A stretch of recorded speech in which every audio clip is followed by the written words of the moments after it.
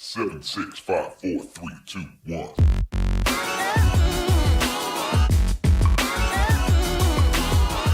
Doctor Strange into the Multiverse of Madness, the fifth film in this disjointed Phase 4, and also to a sequel to the 2016 Origins movie, which I think it's a very solid Marvel movie with some incredible visuals.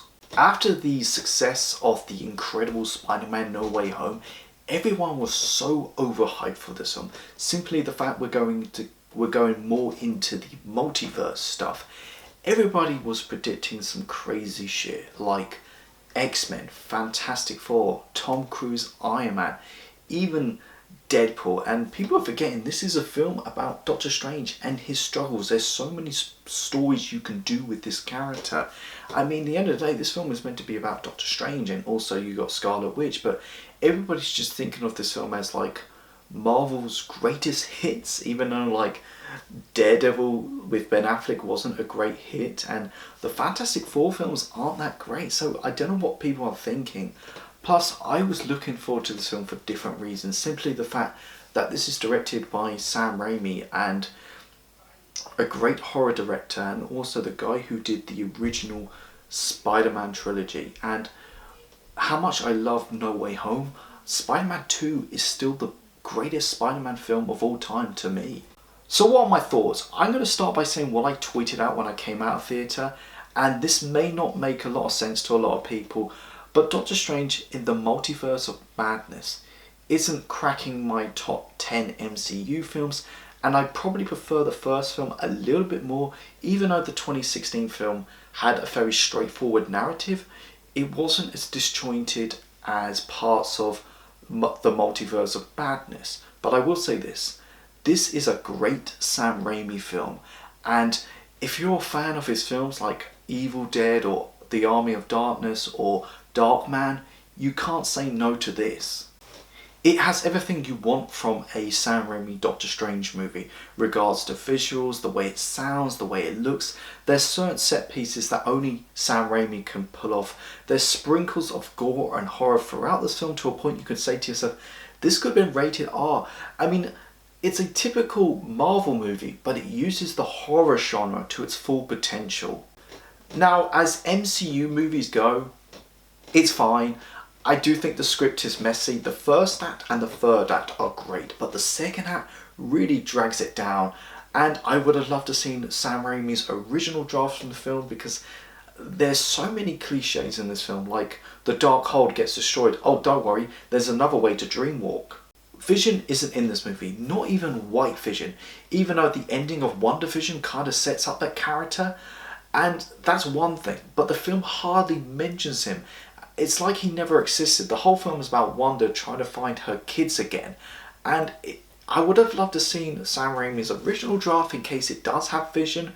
I don't know why. I mean, it's just kind of weird not having him in this film and not even mentioned. Let's talk about the Illuminati stuff, and they're only in the film for like 10 minutes, and there isn't a Tom Cruise Iron Man. I'm assuming that Mr. Fantastic created the Ultron bots. Now, John Krasinski as Reed Richards is the perfect choice, and if I had to put my money on it, I think he's going to direct Fantastic Four, since John Watts isn't going to direct that film. It just kind of made sense. He is a really solid director. Anson Mount comes back as Black Bolt from that horrible, crappy, cancelled Inhuman show, and watching him in this film, he's only in the film for like 10 minutes, but it proves that he would have made a great Black Bolt provided he was given the right material to work with. We got Lashana Leach as a different version of Captain Marvel. She's cool, whatever. Haley Atwell as Captain Carter. I thought she was great. I think she's really enjoyable in this film. I liked her more than I thought I have. And Chantal Ejiofor as the new Mordo. He's a different version from a different version from a different universe. I liked him. I thought it was going to be the same version. That's how badly I researched this film. I'm guessing he's got to come back in Doctor Strange 3, but yeah, he was cool.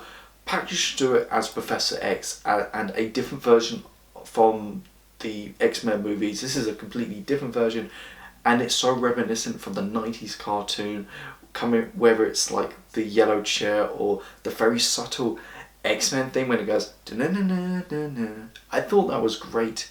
But yeah, I think the Illuminati stuff, I like the fact that it wasn't overshadowing the film. That was what I was worried about, just fan service. But yeah, I think they were fine. I would like to see more of them, of course. I mean, I would like to see them put up a better fight against Wanda, but it just shows you how powerful Wanda is. So overall, Doctor Strange in the Multiverse of Madness was ridiculously overhyped, and I love Sam Raimi's direction in this film and the performances from Benedict Cumberbatch and Elizabeth Olsen, but at the end of the day, it's a solid Marvel movie, but it doesn't really hit that high bar as like films like Guardians of the Galaxy or Avengers Endgame or Captain America Civil War.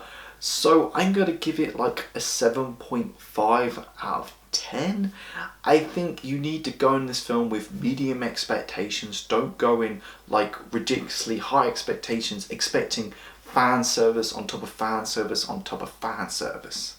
Thank you so much for watching this video, guys. Go like, share and subscribe. Let me know, what did you think of Doctor Strange in the Multiverse of Madness? Do you think it's better than the first movie? Go check out my Facebook, my Twitter and my Instagram page. You guys are awesome. I've got your back.